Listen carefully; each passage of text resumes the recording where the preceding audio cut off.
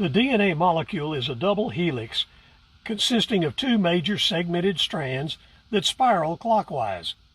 These strands are connected by sulfur bridges like the rungs in a ladder. These bridges are not evenly spaced along the molecule, but they do have a specific pattern.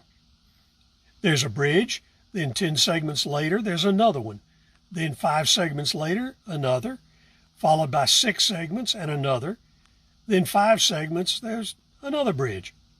This 10-5-6-5 pattern is then repeated over and over again for the entire length of the molecule.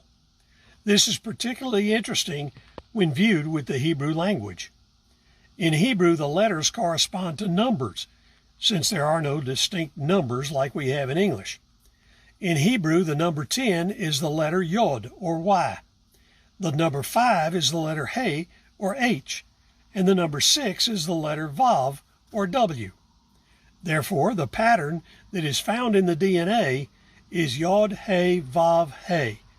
That is the way the Hebrews wrote or spelled the name God revealed himself with. So God's very name is found repeatedly in the structure of the DNA molecule.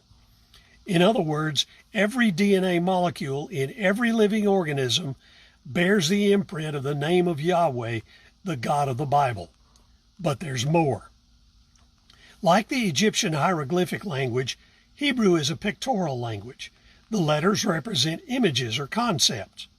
Specifically, the Yod or Y represents behold, the H or He represents a hand, and the Vav or W represents a nail. Combining all of this information, what we can say categorically is that every DNA molecule proclaims the name of God, but also identifies who that God is.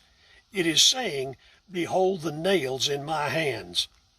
Not only is it declaring that it was created by Yahweh, the God of the Bible, but it identifies that God as Jesus of Nazareth, who is God incarnated, who was crucified for the sins of all mankind. His resurrection from the dead proves that he was and is God.